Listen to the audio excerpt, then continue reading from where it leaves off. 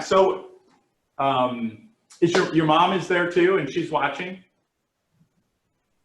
Yeah. Yes. Okay. Good. Good. So what we are going to do is we're just going to go through about 4 activities that maybe you can do at home. So we're just kind of show you what they are and maybe learn a little science along the way, and then maybe you can do some of these at home. So we're going to go back and forth. This is Jessica Pippin. She's our administrative coordinator here in the STEAM Center, and so she organizes everything here and keeps the schedule straight and all that sort of stuff. I'm the director, Brian Gerber. So it's good to see you. I'm so glad you're here today. And what we're going to do is we're just going to go back and forth. So Jessica's going to do the first activity, which is on wind-powered cars. Wind-powered cars. So see if you can make a wind-powered car. All right, and then I'll do one, and then she'll do another one, and then I'll close it up, and then we'll just ask us any questions. If you have any questions along the way or anything like that, just ask. Okay? It's just you and I. We're just going to have a conversation then, all right? Okay, I'm going to turn it over to Jessica, and here you go. Okay, I'm going to set the timer so we're on schedule. Okay, so have you ever heard of a wind-powered car? No. Okay, that we are going to make, today I'm going to move a little bit closer so you can see it. So we're going to teach you how to make one of these, okay? So along the way, I want you to be thinking about different things, different questions like what happens if it was a different kind of sail? What happens if there were bigger wheels? What about smaller wheels? And then I'll show you how we can do it and we can make it move across the table, okay? All right, so first what we're going to do, and these are all things that you should have at home already, and I'll show you how to do it, and that way you can teach your mom how to do it, so that way you can show her how to do it. All right, so I've got just a piece of cardboard. You guys have boxes at home, so you're going to need a piece of cardboard. You're going to need 4 bottle caps, so like on a water bottle or Coke bottle, any of those kinds of big things. You'll need 2 straws that are going to be the same size as your cardboard. So they'll be the same size, okay? Then you'll need 3 skewers. So like if you ever, like at home, if you put things on it, put them on the grill, just a little wooden skewers. All right, so that's what we're going to need, and 1 sheet of paper. You'll need a little bit of tape and maybe some scissors, but not really. Okay, so for the first thing we're going to do is we're going to cut out our little piece of cardboard. I did my piece of cardboard 6 inches by 4 inches, but you can make it as big or as little as you want. And honestly, you should make it bigger or smaller and see just how big, see if it makes a big difference. If it makes a big difference, if the platform is bigger or if it's smaller, what that looks like. So what we'll start doing is we're going to tape our straws to the cardboard. So they're going to be taped just like this on the sides. That's why you want your straws the same size as your cardboard. So I've got some tape. We'll just tape them real fast on here. Those are going to be our axles so that our wheels can turn. Hang on 1 second. Do you think that you need to make sure that these are straight? Yeah? Why do you think you need to make sure they're straight? Do you have any idea? What would happen if you got your wheels on here and they were like this? Would your car move straight? Would it go straight, or would it kind of curve and go crazy?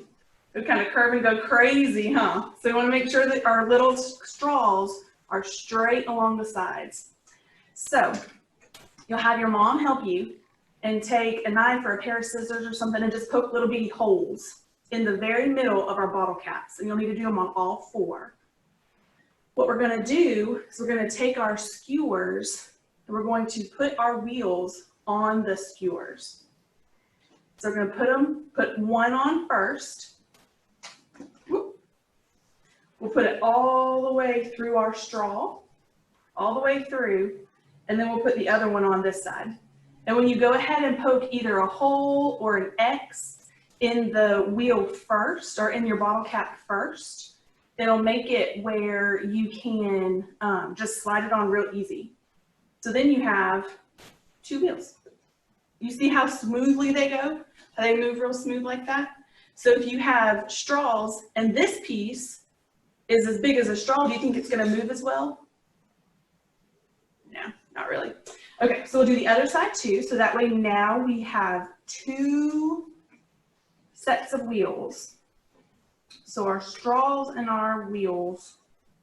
There we go. So now we have the basics for our car. All right. So if you put it on the thing right on your table, do you think it's going to, what do you think? We need something to make sure that it goes across, right? Because it's not going to move like that, right? It's not going to move like it is. So, piece of paper. All I did was cut a piece of paper in half. Okay. So if you take your little skewer, you'll see, I'm going to come a little closer so you can see it. So this little skewer has a point on the end of it. So like whenever you're putting stuff on it, it doesn't get stuck. This is a flat side and a pointy side. So on the pointy side, you're just going to go right through the middle of 2 pieces of paper of your little thing right here. So we're going to go right through. Try not to get your fingers because it'll poke you.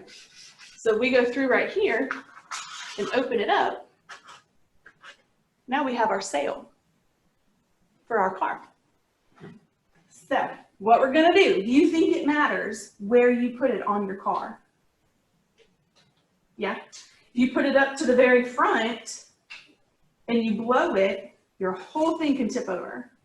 But if you put it towards the very back and blow it, the further back, the better it is, right?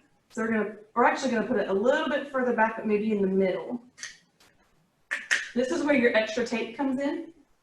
So we're going to take a piece of tape. So you see our sail falling over already. That thing's already fallen.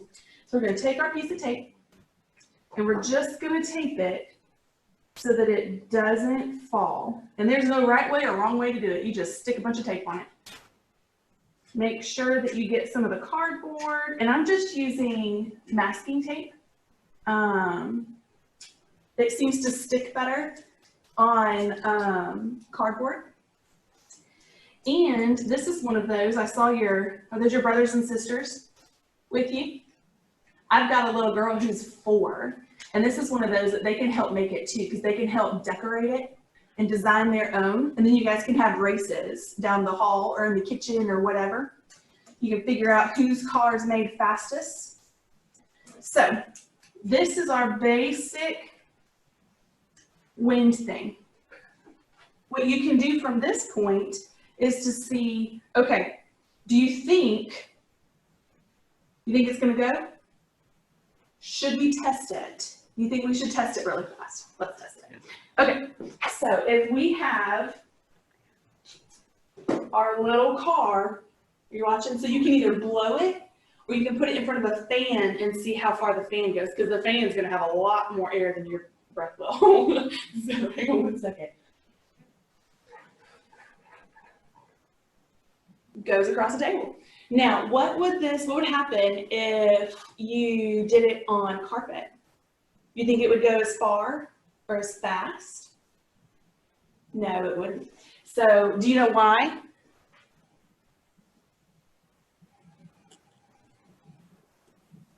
I don't think she's muted. I'll tell you why. But because of the friction that the wheels make. So when it's smooth like this, there's not a lot of friction against the wheels. But if you're on carpet, it's going to have a lot of drag and it'll have a lot more friction. So what you can do is, what I want you to do is to play with your different kinds of wheels. So maybe you have really, really, really big bottle caps, like Gatorade bottle caps that you found. Or maybe you have teeny tiny ones for like water bottle caps. What would it look like if you had really big bottle caps in the back and really little ones in front? That would look kind of weird, wouldn't it? But you'd have to adjust your sail, right? Because if you put it straight and then had really big ones, it would just go down, right? So if you had to squish your sail back, you'd have to adjust that way. Or what if you didn't use a piece of paper right here? What if you used like just a wrapper off a bottle? So you just have a wrapper off the bottle, maybe your bottle cap comes off. You think that'd be a good sail? Maybe, might be. Or what about the bottle itself? What about the hard plastic? That might be good, wouldn't it? If he caught it like that. You don't know. You'll have to try different ones and let us know how they go. All right. Do you have any questions? No. Okay. Are you ready for your next activity you can do? I'll let Dr. Gerber show you the next one. All right, let me get a couple things set up. I have my little timer here. Okay. 50 seconds. Let's see. I should be able to turn down. Is that the first one? Or this one? Oh, I see it, one at a time. I did. Oh. I know. We should be. Okay. Okay.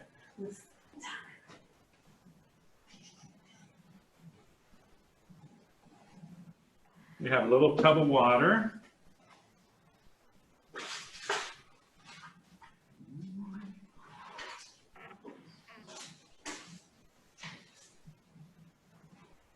We're going to talk a little bit about floating and sinking, something called buoyancy. You ever heard of buoyancy? If something's buoyant, it floats.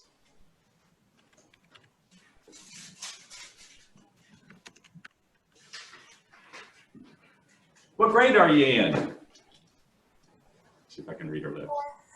Oh, fourth. Oh, good. Hey, Awesome. You got your, oh, perfect. I'm glad you got your speaker going. All right. Let's see. So the fourth grade, I'm trying to think of my standards. So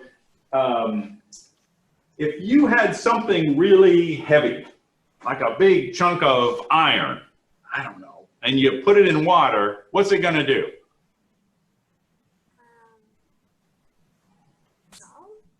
Will it sink? Will it float? What do you think? What? It'll sink. You're absolutely right. It'll sink. If you take a big hunk of something heavy and you put it in water, it's just going to sink. All right.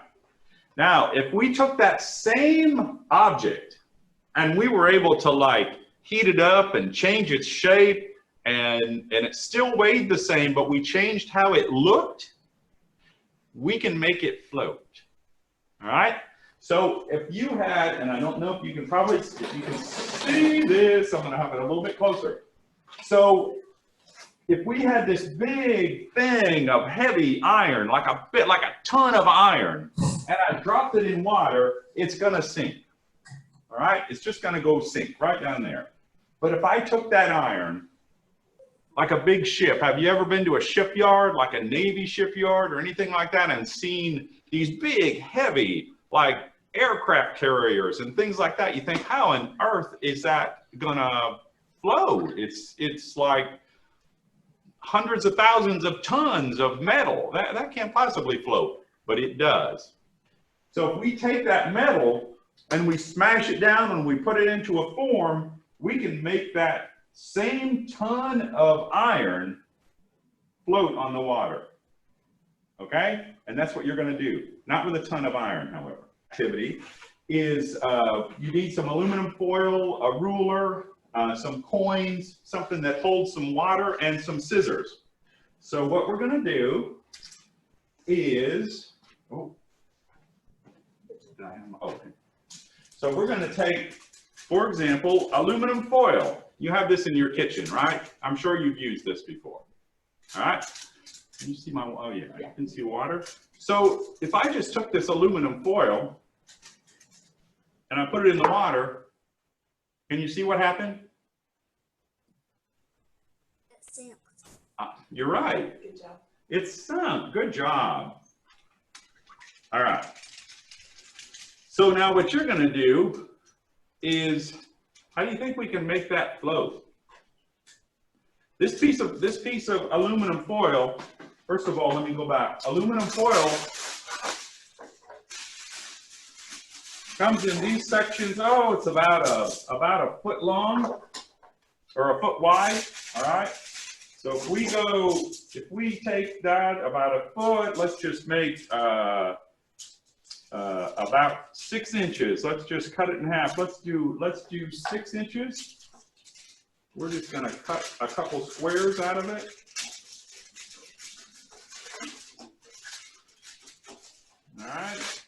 So that's how we got our piece. I just cut one over about 6 inches. I can fold it. Then I can cut it again. And there we go. There we have our square. That's how big it is. Just about 6 inches by 6 inches. All right. So now we have this thing that you just saw sink. Yes. What can we do to see if we can't make it float? Shape it like a boat.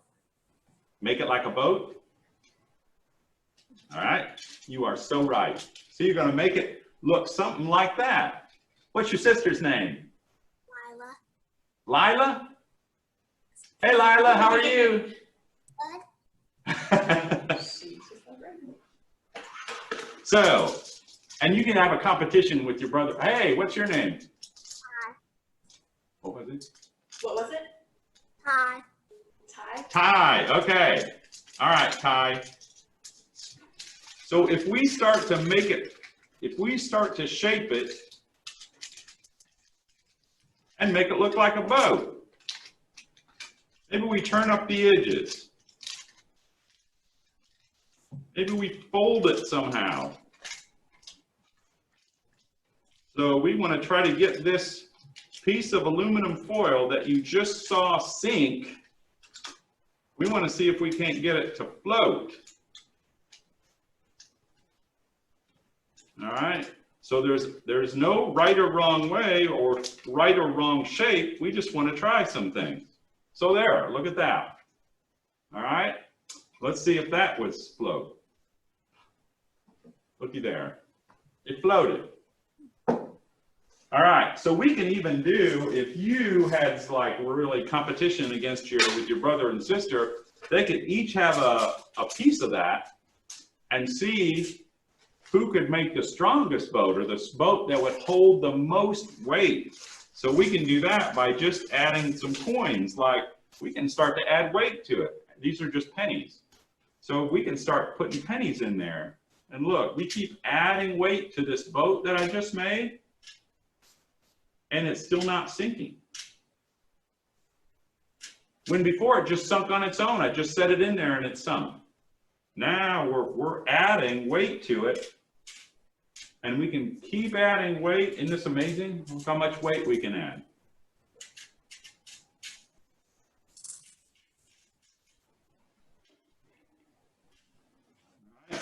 So you can just keep adding weight and see who can build the biggest or the strongest boat, the one that holds the most weight.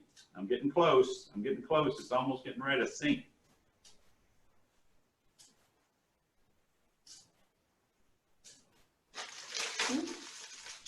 Hey, I built a pretty good one. You did. You built a really good one. Uh-oh, there it goes. Water's starting to come in. Boom, there you go. My boat sank. All right, but I can put a lot of weight on that, and it's simply that shape allows it to float. All right. Now we can do something with aluminum foil is really light. Maybe you have clay at home or Play-Doh, things like that. You think this will float or sink? Let's give it a try.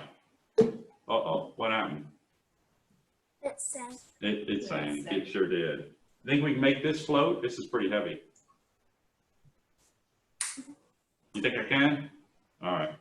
Let's see if we can. This is a little bit harder. So what you can just work it around, just like we did with the aluminum foil. Listen, if we can do it with a ton of iron, I'll bet we can do it with some Play-Doh. We'll see.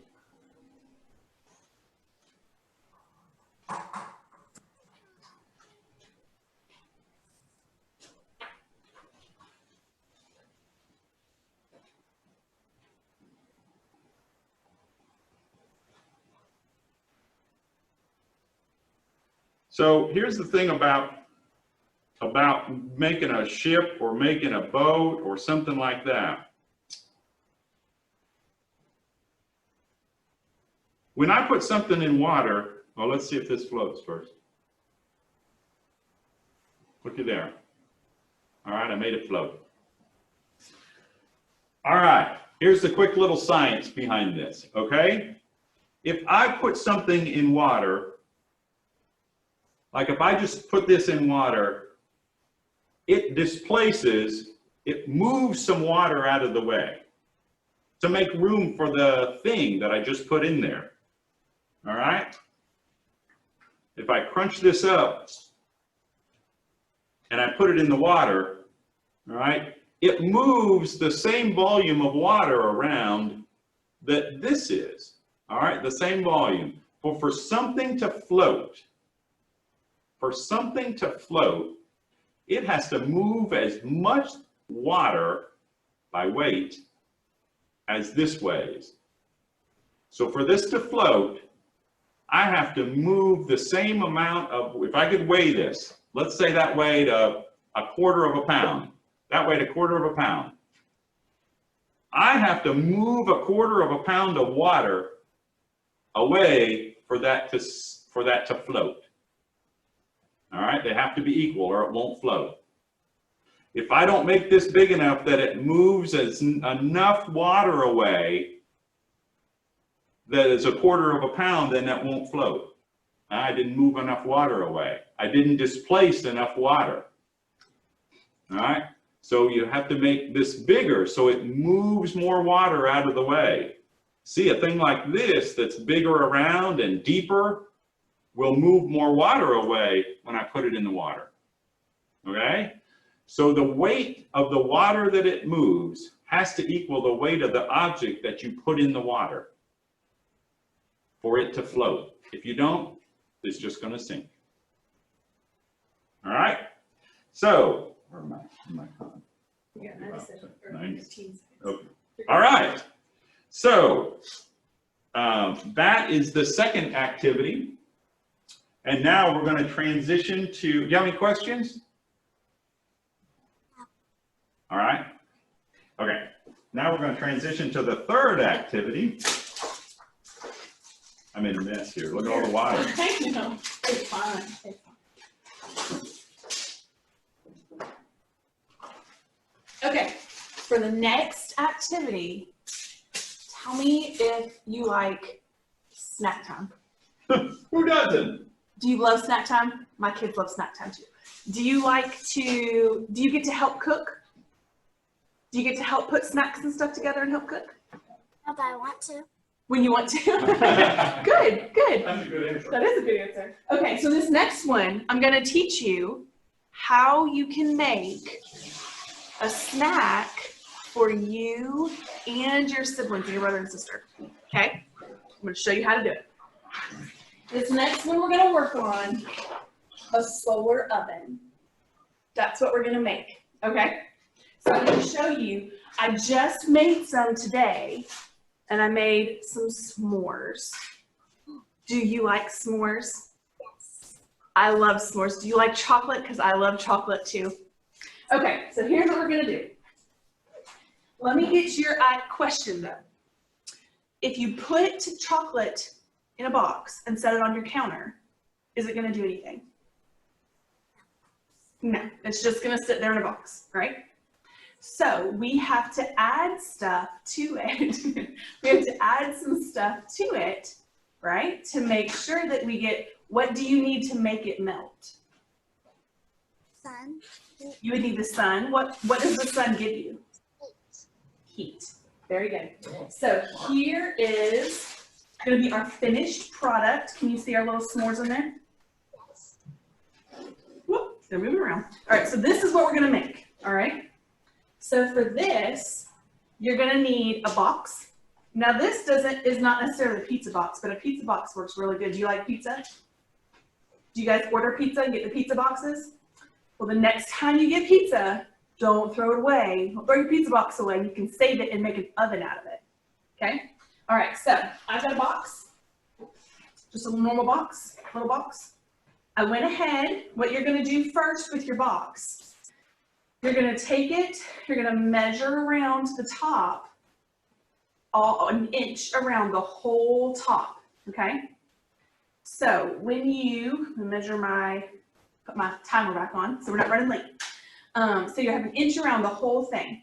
You're gonna cut 3 sides of that so you can open it like a little flap, okay? All right, you're gonna need your box. So we have our box and it's already cut out. We have our aluminum foil, which we just used in our last activity. So we know you have some at home, right?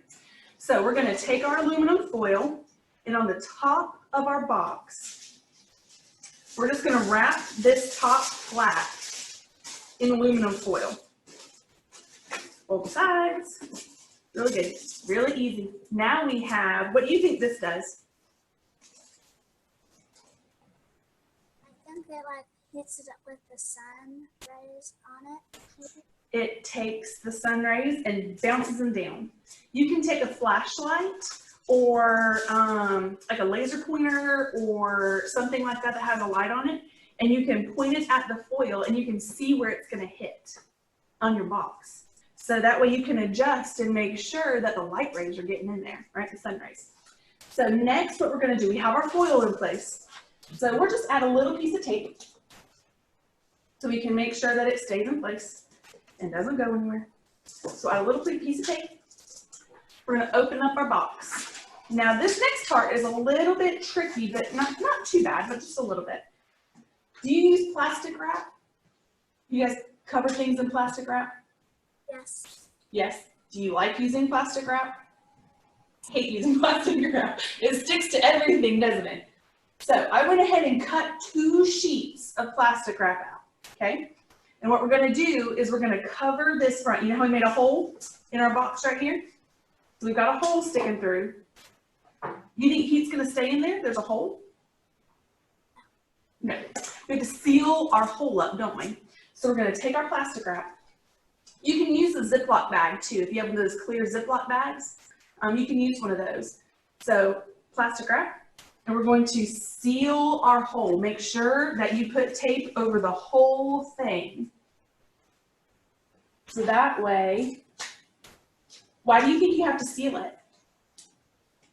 So the sun will stay in there and so it will cook more faster. Yes, so your heat stays inside the box. Do you think it's gonna work as fast if you let all the heat out? No. No. When you're cooking something in your oven, do you leave the door open? No. No, that would be silly, wouldn't it? You don't leave the door open when you're cooking, huh? Have you seen, when you open up your oven, have you noticed how it's got like a ring around it? Yeah. You ever noticed that? Do you know what that's for? It holds the heat, I think. You're exactly right, it holds the heat in. So, if we make sure, so sorry, it's taking, tape got stuck. So we are going to tape up all of our sides so we can make sure that we do not have any seams. So we're gonna put them on all 4 sides. So once we do this part, do you think we're done? How do you think the sun's gonna get in there? From the top. It will get in there from the top. Do you think, all right, so we have our box. Now, it's white inside. You think it's gonna, is that the best color to attract sun? No, you don't know? Okay, when you're outside and you have a t-shirt on, are you hotter when you've got a black t-shirt or a white t-shirt? Black. Black t-shirt. Do you know why? Sun particles. Yes, because it brings the sun to you. So what do we need to do in our box then? If it's a white bottom, what do you think we should do? Add black. Black piece of paper. You can paint it black. You can put a black piece of construction paper in there. You can do anything you can find. So we're gonna put that in the bottom. You can glue it or tape it if you want to, but you don't have to. So we've got that in the bottom. Do you think our thing is ready? You think we're ready to start cooking? Not yet. We have one more thing to add. Okay, so the next thing we do, so if we leave our box like this, our little flap's gonna stay down, isn't it? We need something that's gonna prop it up, right? So we can prop up, we need a prop for our top. So with a little piece of tape, you're going to just take the top corner. This is just one of those, it kind of looks like a popsicle stick or a sucker stick, but you can take anything. You take a toothpick or a skewer that we used from our wind cars, any of that kind of stuff. That's what we're gonna use for this. So you wanna take it about middle way down and just tape it to the side. And this is the same kind of tape, just the kind that sticks to cardboard. But with this, when you tape it to the side like this, you can push it down farther like this, or you can bring it back up so it's a little bit higher. So you remember how we talked about earlier, how you can shine it and see where it's gonna come down? So that's what we're gonna do. So what you will do is, I've got a pointer. That's right here. I don't know if you can see that, but you see the little red dot on my hand? Okay, I'm gonna try to do this really close to the thing so you can see it. But if we have our box and it has the sun and the sun's coming down and we do our little pointer, hang on, let's see if I can make this happen. So we have our little pointer. Can you see the inside? Hang on, wrong way. All right, so you see where it's shining in the inside, where it's on the paper? That's how you know that the sun's gonna get in there. So the sun's gonna come down, reflect off here, and get inside. It's gonna take a little bit because it's not as fast as our oven inside. So it'll probably take you a good hour or so, but when you get done, you'll have s'mores. A handy dandy little s'mores.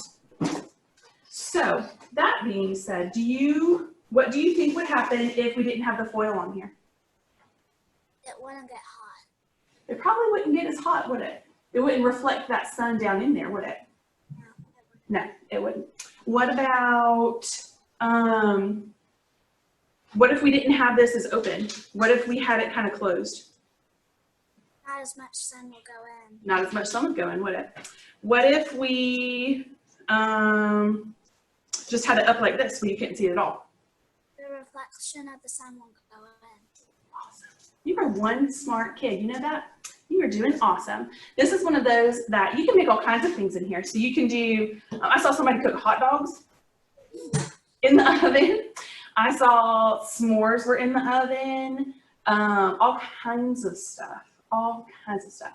So now that you've had snack time, we have one more activity that Mr. Bryan is going to come show you how to do this next activity. And this is one of these this one right here, I told you I have a daughter, she's 4, and she made this box. So your brothers and sisters can make their own box as well. You guys can each have your own box. So just a step from home. Hey, Caitlin, you're awesome. You are.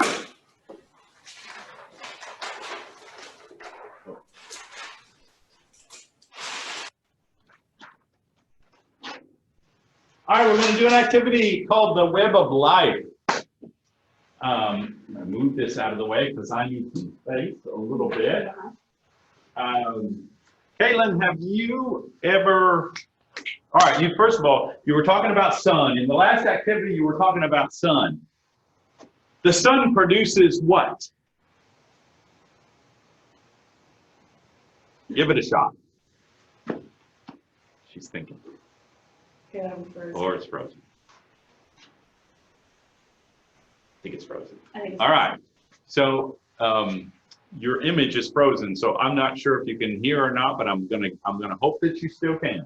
So the sun produces the energy, all right, for all of the life on Earth. Oh, she's gone. Lost her. Let me see if I can get Caitlin back online here. Okay. Let's see. Oh, this is a great presentation. Hold on just a minute. You know what? 40 minutes. I bet she had Zoom Well, it. with 40 minutes. It Oh, it's only, okay, gotcha. All right, thank you. Okay, so the last activity is called the Web of Life. And so for this activity, I would certainly ask, Caitlin was there. I'd say, Caitlin, have you walked in the forest? Have you been to the park? What are some of the animals and things that you may have seen, or what are the living things that you might have seen in the area? Yay! Oh, she's back. Great. Yay! Maybe. Hey, Caitlin. Hi, Caitlin. You're back. Hi. Okay, I'm glad you're back for the last activity. Okay, so Caitlin, this one is called the web of life. All right. So in a forest, or wherever you might go to a park and things like that, there are a lot of living things there. Can you name some things? Squirrels. Squirrels, good. I got a picture of a squirrel somewhere. There. I have one right there. All right, what else? Birds. Birds. Okay, man. There should be another one. Oh yeah. Oh yeah. Well, we have lots of birds. We have lots of birds. Do you know what kind of bird that is? Woodpecker. Yes. Good What color is its head? Red. Yeah. You know what it's called? A red-headed woodpecker. How original is that? You could have come up with that name. All right. What else? Bugs. Bugs. Oh my gosh. There are bugs. Look. Here's a bug. There's a moth. All right. We got, there's a butterfly. You might count that as a bug. All right. What else?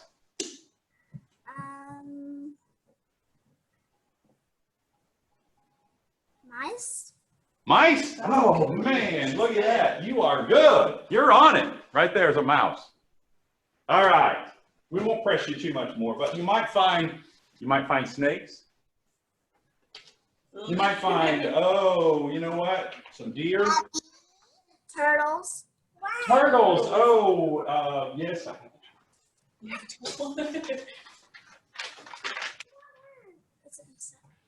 right. Okay. So what we're doing is trying to talk a little bit about how all these things are kind of connected to each other. All right. Now you mentioned a bunch of animals, insects, things like that.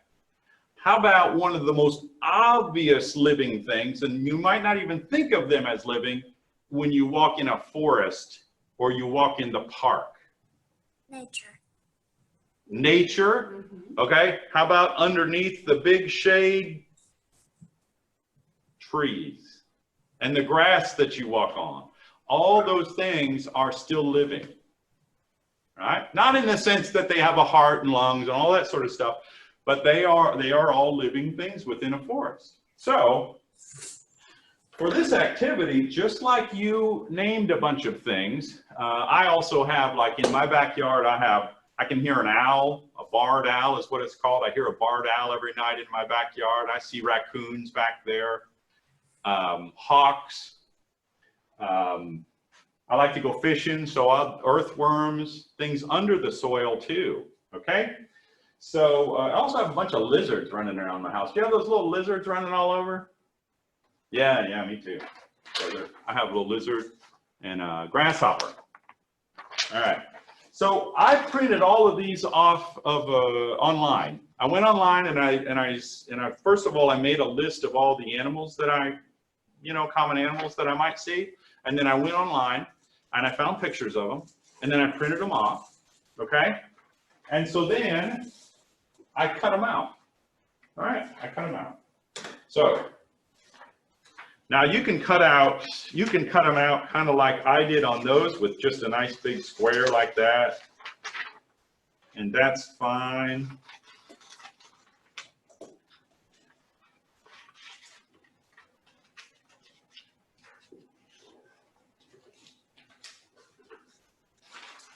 If you really want to be, if you really want to practice your fine motor skills, you could really try to cut around all of these lizards and the feet and all that sort of stuff. But we'll do a quick one right here.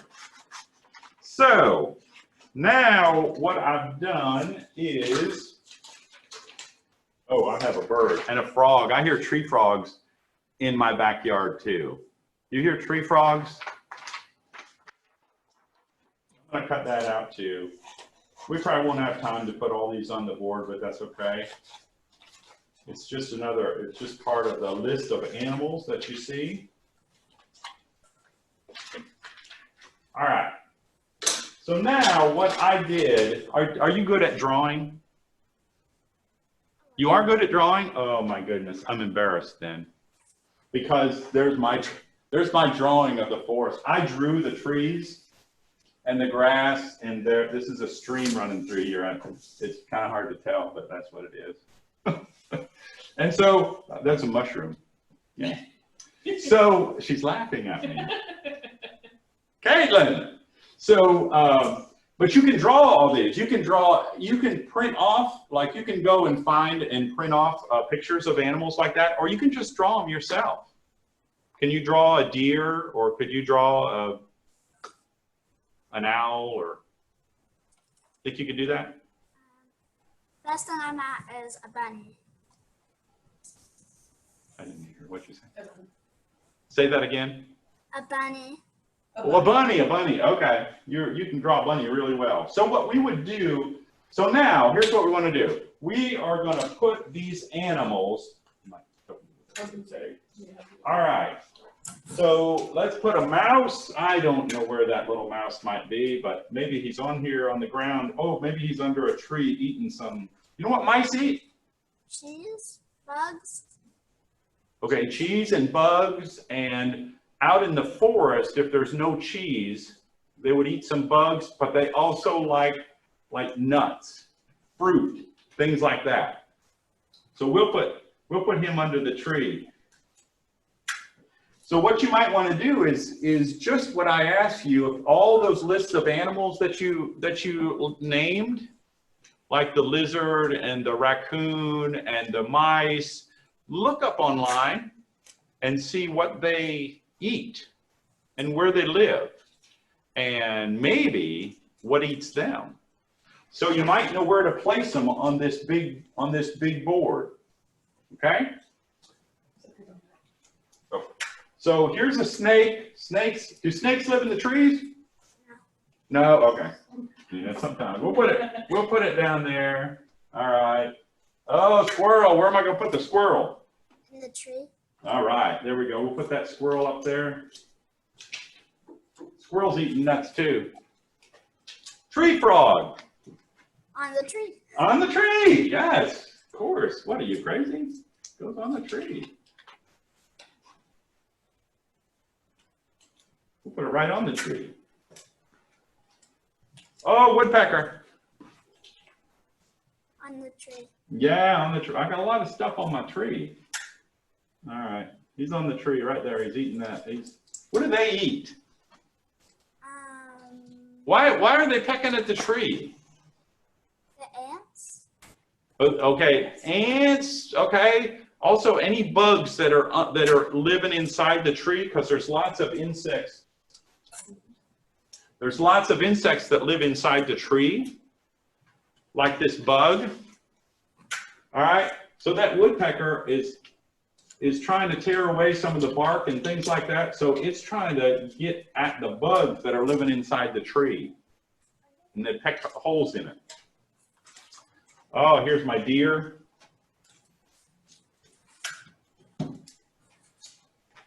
My raccoon. What do deer eat? Grass. They eat grass, but they also eat grass. They also love to eat the ends of trees, the buds of trees and things like that. They all eat those. Here's a raccoon. They usually like by the water. Butterfly. I'll put them on my flower right there. My earthworm. Oh, my earthworm's clear down in the dirt, so I gotta put him clear down there. here's a fox.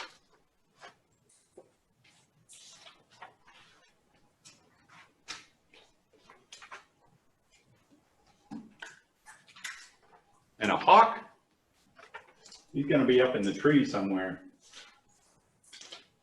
What do hawks eat? Mice. Mice, you're right. Mice and rabbits and squirrels. That's right. Here's a grasshopper. We'll put him down here in the dirt too. All right. A moth, that moth might be on a tree. Here's a beaver. They're gonna be in the water. All right. Oh, chipmunk. I don't think we have to do a chipmunk around here. Okay, let's skip chipmunk. All right, let's just do an owl. Then we're done. All right, and an owl. That's a barred owl. That's a common one around here. We'll put him right there. All right, so now what we need to do after you have looked up online perhaps and find out what do they eat and what do they need to live and what eats them. So we want to start to make those connections. All right, so let's do, yeah, I'll just make it work one way or the other. All right, so we want to say, let's say our deer, okay? And we know our deer eats part of they eat part of the trees, the ends of the trees. And so this deer, we want to do a line, oh boy, yeah, I'm going to need for that. So what we want to do is we want to draw lines. We want to have these pieces of yarn connect from the animal to the thing that it needs. All right. So we have this deer, and it's connected to the tree because it needs that tree as part of its food. All right. But it also has part of its food, the grass that's there. All right, so then we have the piece of the grass that's there. So it's connected down here to the grass. All right.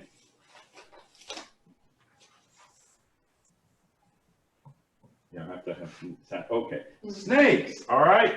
So the snake, we're just gonna, and this will take a while to make all these connections, but this snake can eat grasshoppers. Can eat mice. Oh, they eat mice. And they eat mice. Ooh, I need a long one. Okay, so that snake is going to eat the mouse, can eat the mice.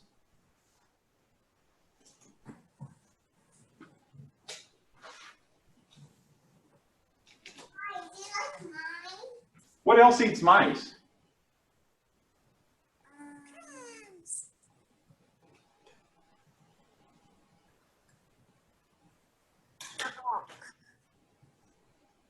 An owl. An owl and a hawk will both eat mice. All right. Boy, that poor mouse, he's got a lot of things after him.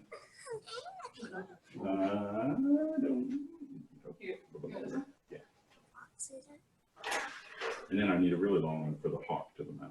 Okay.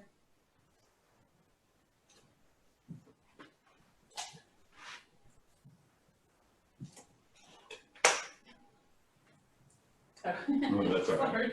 That's all right. We're tag teaming, it's okay.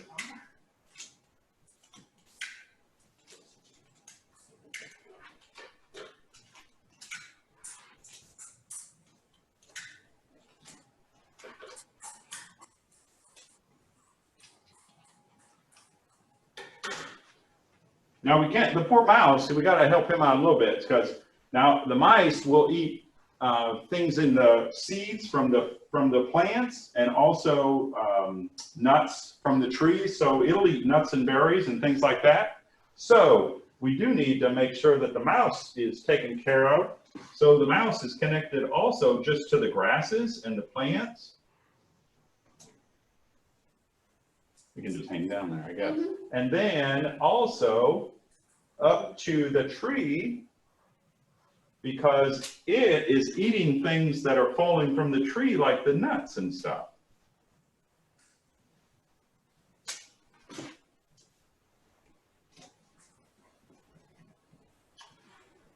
All right. Let's do, all right. You know what a raccoon eats? Everything. I know, a raccoon eats anything.